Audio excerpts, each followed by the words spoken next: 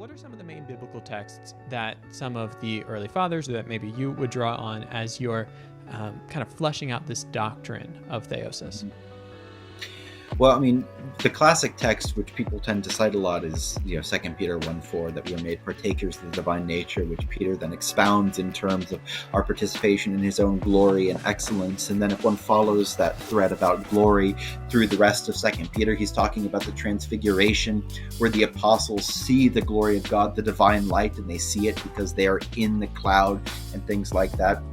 Another major text, which I personally find to be really striking because of the way that it resembles that Athanasian motto, God became man, that man might become God, is 2 Corinthians 8:9, that he who was rich became poor for our sakes, so that we by his poverty might become rich. Here we have this idea of God's descent for the sake of our ascent. And if one looks at the language of riches throughout the New Testament, it's intimately bound together with this idea of glory. Paul refers frequently to the riches of God's glory. And the notion of divine glory, when you follow it through not just the New Testament, but the whole Bible, is all about God's dwelling in creation. God builds the temple so that his glory, this cloud of presence, might actually fill up the sanctuary.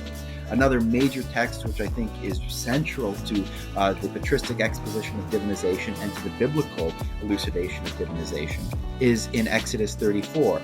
This is when Moses goes up the holy mountain and he beholds God. God makes known to Moses his name, and God descends in a cloud.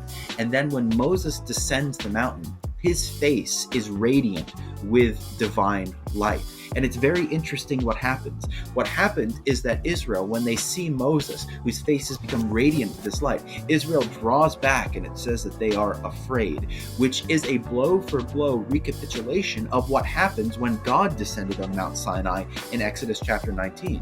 In Exodus 19, God descended on Sinai in this cloud of glory. Israel draws back, they're afraid, they send Moses up to mediate on their behalf, and here in Exodus 34, Moses is the one who descends.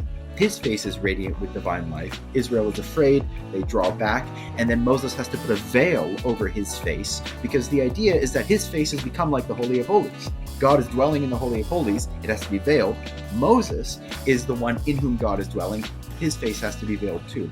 And so you see, not just in isolated proof texts or little phrases here and there, which could be given a variety of interpretations, but in the whole way that Scripture articulates the reality of God's dwelling with man. Theosis is woven through the very fabric of the Bible. That was wonderful. My only follow-up question is, when is your book on this coming out? Why doesn't it exist yet? Only partially kidding, not really actually kidding at all. But since we won't solve that question today, Seraphim, thank you so much for your time today. This has been a pleasure. I want to encourage everyone to check out his videos, as well as be on the lookout for more of my videos in the future. But far more importantly than any of that, go out and love God and love others, because truly, above all else, that will change the world.